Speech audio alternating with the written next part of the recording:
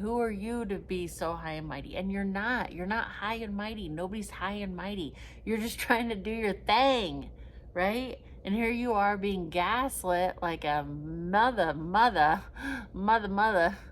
being gaslit like Shaggy up in here. Wasn't me. Yes, it was, Narkerson. Yes, it was. Guess what? There's narcissists and toxic people everywhere. So unless you're gonna hide, and even then, you're gonna become toxic. So then there's no hiding. Hey, what's up? It's Leah. Thank you so much for stopping by. Feeling foggy. You want to get out of that brain fog. What is the brain fog anyway? Besides just feeling like, whoa, hey man, what's up? You want to know how to protect your energy when you're in low contact or no contact with a toxic person, how to get out of the brain fog. For San Francisco day, that's a lot of fog. First of all, the fog is an acronym. FOG is an acronym that was first coined by Susan Forward and Donna Fraser, who wrote a book called Emotional Blackmail. And it was a way to describe the state of being of possibly you, right? After you've been maybe with a toxic partner, narcissist, a friend, a spouse, a neighbor, a family member, right? What is the FOG? What does the acronym stand for? It's fear, obligation, guilt. Especially when you love this person, you could feel extremely fearful to go no contact or low contact. If it's your spouse, for obvious reasons, right? Getting divorced, or maybe not being able to see your kids as much as you want, fearful that they're going to defame your character more if you set a boundary or go low contact or no contact.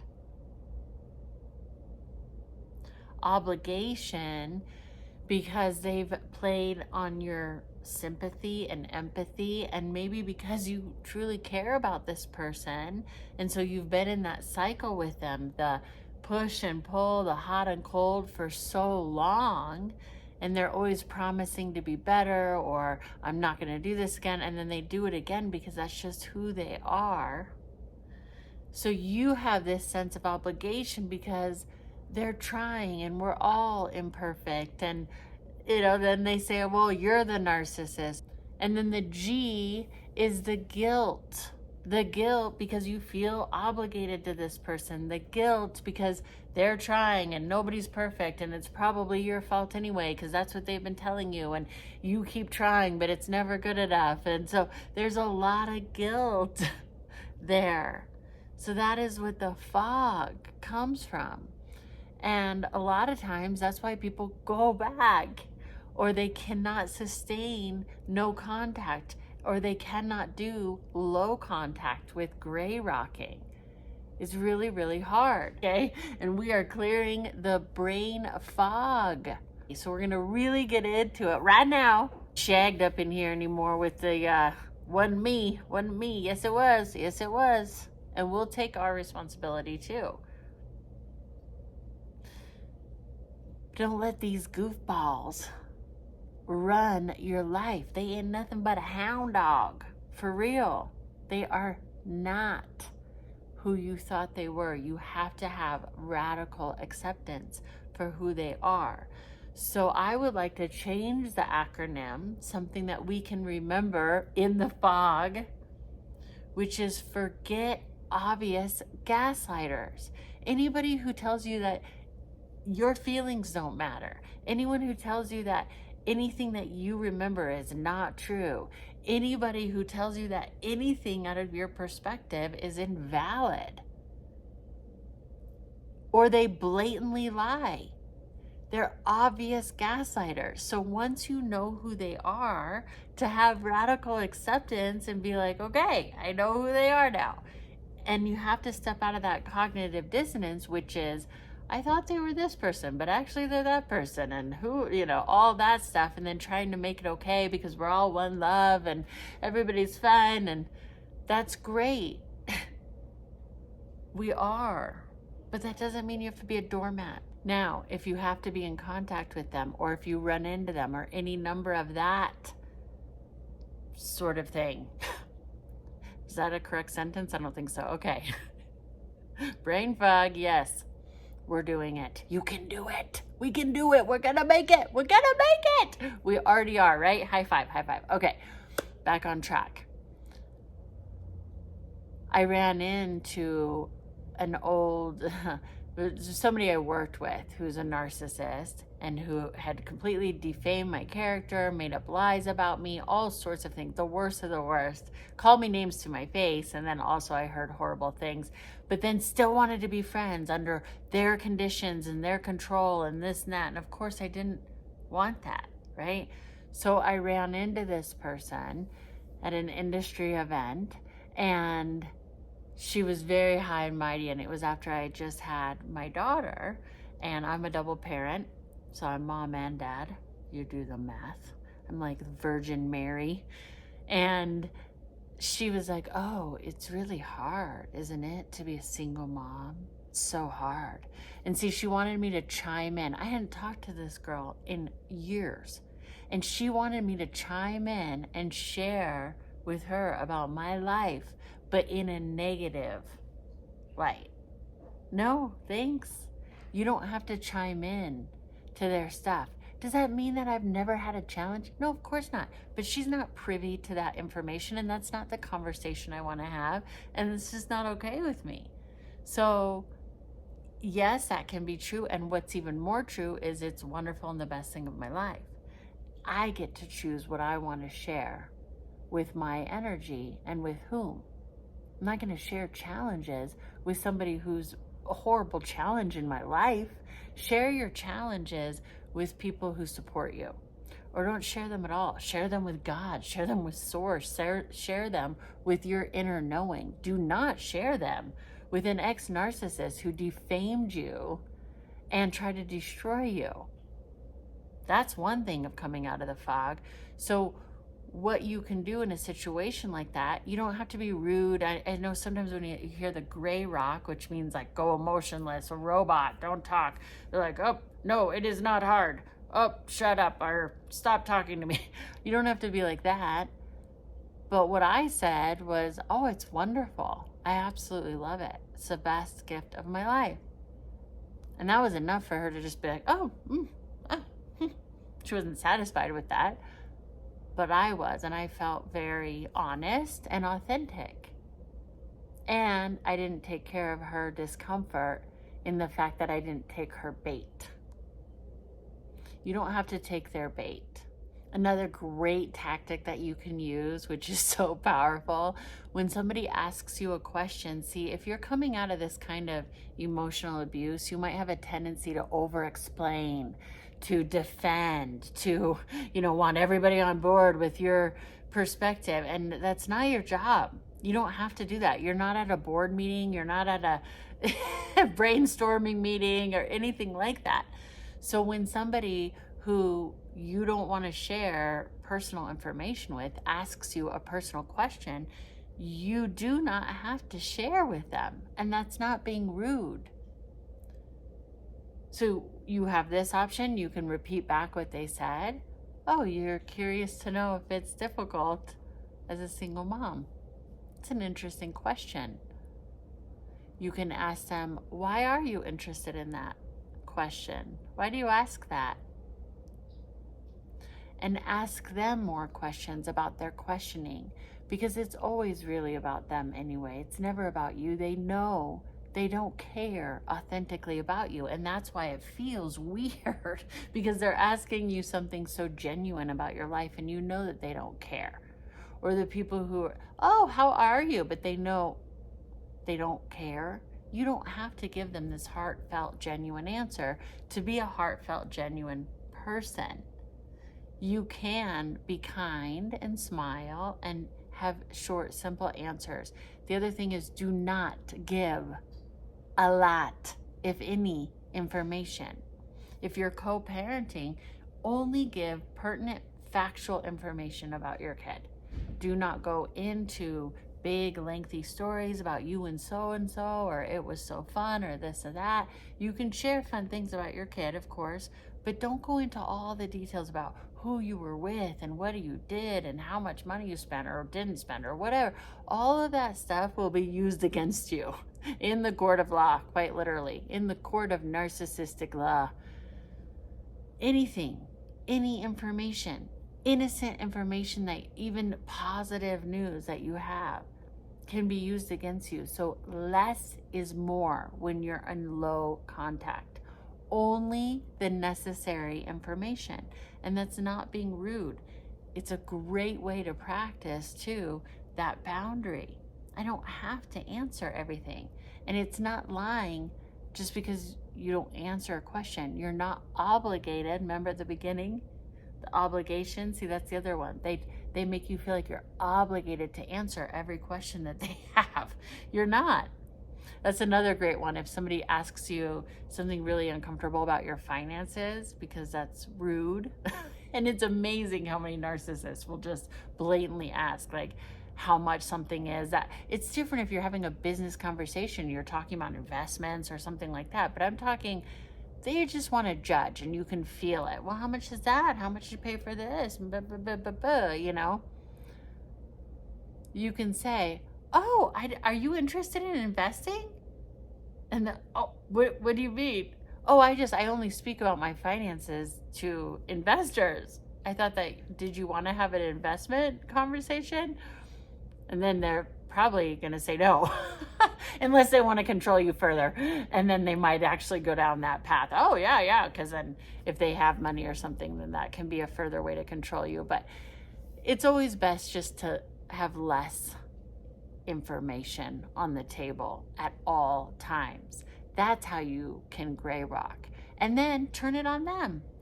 Everyone loves to talk about themselves anyway, especially a toxic narcissist type person, unless they're trying to get all the dirt on you so they can use it against you, right? Sometimes they do try to kind of hold everything because they know what they do with that information. So sometimes they are smart to that and don't want to give up information. But then what happens is that then there's just no conversation to be had.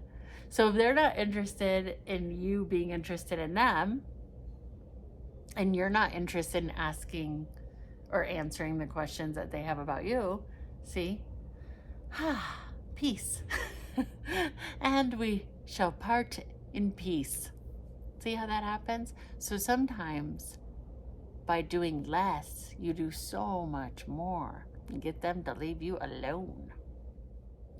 Because what can happen when you get bamboozled by somebody who you really do love and respect and admire, if it's family member, somebody you work with, friend, your spouse, right? Oh my gosh, it can be so blindsiding. You just feel like, what just happened? Really, what just happened? And then when everybody's still looking at you like you're an idiot, you're like, I gotta look at this. I thought this person was this way, and now suddenly they're this way, and I'm confused, and I know I have a part to play in it, but everyone's piling it on me, and it's just very confusing. It's very confusing, and it sets you up to be controlled more. So again, that's why a lot of times people can't maintain no contact, because they feel like the abuse will be less if they're just with them. But I want you to remember something. Even when you were with them and you were being good, you were a good supply, maybe you didn't even know they were narcissist or toxic, right? But you were in the honeymoon phase or whatever it is, they were still lighting, the gaslighting for sure. They were still lying and cheating and devaluing, whether it was only in their own psyche and they hadn't allowed it to come out yet. It was already happening. You just didn't know about it yet. So now you're scared because you really know about what they're capable of, and you think that maybe if you go back onto the future faking and you do your part and try to make it better, that maybe this will stop the cycle, but it doesn't. It does not. So let's talk about how you can actually be around these people, because let's face it, they're everywhere.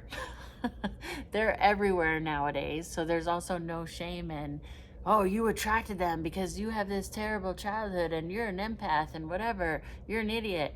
No, you attracted them because you are a human being on the planet. And if you have anything good to offer, you're going to attract them.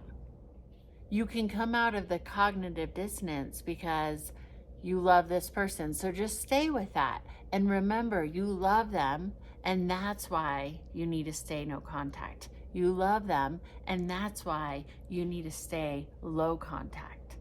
So it doesn't have to be, I either love them and that means I'm with them, or I hate them and I have to villainize them. No, you can say, I love them, and that is why.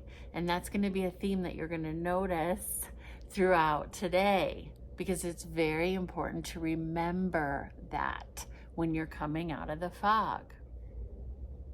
So if you've gone no contact, this video could be for you, because you're going to run into a gaslighter. You're going to run into that fog somewhere, and then you can forget obvious gaslighters. Just forget about them. Meaning, have awareness of who and what they are, and just know and expect that from them, so you can be the observer. Now, what happens if you have gone no contact and you're feeling guilty? Do these steps. What happens if you can't go no contact? You have to go low contact because you work with them or co-parent. Then this is also going to help you. So pay close attention and let me know which one resonates with you the most, if you've tried any, and or if you try these again, or maybe for the first time. Because then we have a living testimony and we can see what works, and we all help each other in that way. It's really cool. We quite literally help everybody all over the world when we do that. So please do contribute in that way, because you're helping yourself and everybody. All right, thank you for that. What do you do if you have to be around somebody that's a narcissist? I received this question. Thank you so much for commenting. And if you ever have a question, please leave one down below, and I may just do a video on it. I'm actually doing a lot of the videos that I've had requests for. So definitely stay tuned if you want to see if your question is going to be answered. That's the best way to find out, unless I answer it in the comment. But what do you do if you have to be around a narcissist at work or something? How do you protect your energy? All of this applies, same. If you've had to go no contact, or you have to be around this person with low contact, this is how you can protect your energy around any toxic, negative person. Have empathy, have self-love, breathe deeply, carry around a journal, and write down anytime you feel that speedy, anxious energy to do something or fix something, or the guilt or the fear. Write down, what is that fear? Oftentimes you think you know what it is logically, but you don't really. And in order to actually understand yourself, put down from intellect to paper, from hand to heart to paper, and see what it actually is. What am I scared of right now? I'm scared this will happen. I'm scared I'll lose my job. I'm scared they're going to say this or do that or whatever. And then come back to having empathy and love for yourself and breathe. Now, what do you do when you're around them and they're talking, and they're so negative? A lot of people like this want to complain, and that's the kind of water cooler talk, right? If we're like a 1982 office style. So they want to complain. They want to complain about the weather. They want to complain about the problem getting into work. They want to complain about anything and everything. Maybe gossip or defame somebody else. And you can feel it. And you want to be a part of the group, but you don't want to join in. Trust that part of yourself that doesn't want to join in. You don't have to make them comfortable for being rude. I talked about that and the no contact. After you run into a narcissist after no contact, same thing applies here. You do not have to make it comfortable for them to be negative. You don't have to. All you have to do is stand and breathe. Yeah, it might be uncomfortable, and that's okay. Allow it to be uncomfortable. And tell yourself, it's okay to be uncomfortable in my body. I don't have to fix anything. I can allow them to complain, and I don't have to chime in and agree. I don't have to disagree. I don't have to do anything. But what you could do if you really feel compelled to say something is just notice their behavior. Something as simple as, oh, you don't like the weather, if they're complaining about the weather. That's it. You're affirming what they said. You're not agreeing. You're not chiming into the negativity. You allow it to stay on them, but you can be polite. Oh, you don't like the sunshine, or whatever it is that they're complaining about. You can allow it to stay on them, or just be quiet. It's very powerful to watch them squirm. I was recently in a setting like that, and it was a bunch of moms, and they were all just complaining. And I felt the need in me to want to chime in so that I could belong. But instead I just took a mental note and I said, oh, there's me wanting to belong. That's okay. You belong. It's okay, honey. You can belong. And that brings me to the next step. Really parent yourself. You've probably heard this before. And again, it's like, oh, gross. Parent yourself. Love yourself. I got it. But to really do these things, talk to yourself the way that you would talk to a child if they were concerned about this. I feel like I don't belong. It's okay, honey. That's a normal feeling sometimes. We all feel that way sometimes. It's okay. So you're not negating the feeling. You're not doing fake positivity, but you're also not trying to fix it. You're just noticing. Become the observer and notice. Become the observer of what your tendencies are, and then just notice them. And anyway, people love being noticed. So if you just give them attention by just simply noticing and not agreeing or really chiming in on anything, then you're participating, but in a positive way. Or you can say, oh, just something very, very simple. It's also helpful to remember that everybody is moving through life at their own state of consciousness, including you. So if somebody says something really negative about you or anybody else, remember that that is a reflection of their own consciousness. So especially if it's just something really rude, you can leave it there and go, oh, that's how they feel about themselves. That is how they feel about themselves. People who are really healthy and adjusted doesn't mean that they don't have problems, doesn't mean that you don't go through stuff, right? But you're not out there just putting down people, insulting people that are creating or trying to help, or right? Only really negative, toxic people do that. So remind yourself of where they're meeting the world and how they view it through how they view themselves. And you're going, well, this thing is real with energy. How do I protect my energy? Because I can feel myself getting in this negative mood around this person, right? My daughter, who's 6, even has noticed that. She said to me, Mommy, this really good friend of mine, I feel like I can't be myself around her.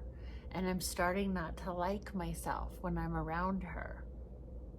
I'm starting to feel really negative. And I thought that was a really powerful sense of presence and awareness for a 6-year-old. And there was no blame or guilt or shame. She felt a little bad about maybe having to take a little break from her friend. But I said, we need to be responsible for our own energy. You have to be responsible for your own energy. Nobody can make you feel any which way. That's what narcissists like to convince people. You make me feel this way. You do this. You do that. You can't make anyone feel anything. The only person that you can be sovereign over is yourself. And by protecting your own energy, you can release guilt, fear, and shame for setting up healthy boundaries, because it actually helps you and everyone involved. And if you're at the office or something, take a little break and get a little exercise. It doesn't always have to be a big giant workout, although that can be very helpful.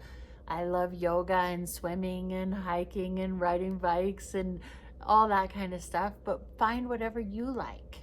Dancing. And if you only have just a few minutes, just walk. A forward fold can reset your nervous system.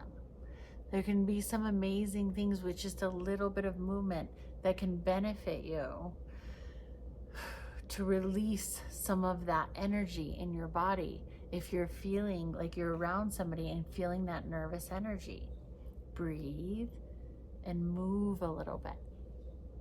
It can move that energy around and shape shift it. Dancing helps a lot. Put on some good music. Take a brisk walk. Fresh air. It's so simple and it's so powerful. Another thing that can really help is to take a shower or take a bath. It's really amazing how it doesn't just cleanse your skin, it can cleanse your entire aura. You notice this with kids, right? If a kid is really upset, put them in the bath, have them go swimming. Their energy is going to shift. A dog is the same way. We are the same way. So if you need to shift out of that, sometimes you might have to take a bunch of showers, or you go into the bathroom, you splash your face with water, or even just a little bit of water. Wash your hands, sprinkle some water, give yourself a little baptism, but with the clear intention of you're clearing out your energy. Most loving thing that you can do if you're not feeling like your highest and best self around this person, that is not blaming or shaming them. That's saying, I don't feel my highest and best around this person. So the most loving thing I can do is go no contact. And have empathy for yourself that that's hard because you care about this person. But it's because you care about this person that you're going no contact or low contact. So keep reminding yourself of that and have empathy for yourself that it's hard, but that it's the healthiest thing for you. Think of it like an allergy. People freak out when they hear that I'm allergic to avocado. They're like, what? How can you live without guacamole? And I'm like, I know, I like avocado too, but my throat shuts down and I will go into anaphylactic shock. So it's worth it to me to not have it. You have to begin to think of these relationships that aren't aligned with your highest and best like allergies. Yeah. Have more self-love. I got it. Empathy and self-love. But really have some self-love. Do kind things for yourself every single day. When you look in the mirror, there's a beautiful mirror work. It's a meditation, it's a prayer. I'll link it below that you can do. It's very quick and it can change your life. Sometimes it's hard for people to just sit in meditation. Set a timer if that's you and see if you can just sit for a minute and just breathe, focus on your breath, do a guided meditation. Remember, the fact that you have this awareness and presence is everything. You are in control of your energy. You are not in control of all the circumstances and all the things that happen outside of you, but you are in control of your own energy. So come back to how you really want to feel a lot and often. That doesn't mean negate what's present, but to come back home to your own caretaker, to your own nurturer, and then look back through your journal and notice the times and congratulate yourself when you make new choices. Oh, right here I felt guilty or shameful, or I wanted to fix something, but instead I didn't. And this is what happened. So you become your own little scientist in your life and see how that can begin to shapeshift it. And what is so cool is that sometimes this can shift the people around you, because now you're not coming with all this weird energy like, oh, I hope everyone's not toxic and weird and blah, blah. Because then sometimes you're bringing that in because you're so weird yourself. So really the most loving thing that you can do for yourself or anyone involved is to check in with your own energy. And I know it's not always easy, and it sucks sometimes. And sometimes it's really hard to face, like, oh gosh, I'm doing the very thing that I don't like. You are in control of your energy. You are not control of all the circumstances and all the things that happen outside of you, but you are in control of your own energy. So come back to how you really want to feel a lot and often. That doesn't mean negate what's present, but to come back home to your own caretaker, to your own nurturer, and then look back through your journal and notice the times and congratulate yourself when you make new choices. Oh, right here I felt guilty or shameful, or I wanted to fix something, but instead I didn't. And this is what happened. So you become your own little scientist in your life and see how that can begin to shapeshift it. And what is so cool is that sometimes this can shift the people around you, because now you're not coming with all this weird energy like, oh, I hope everyone's not toxic and weird and blah, blah.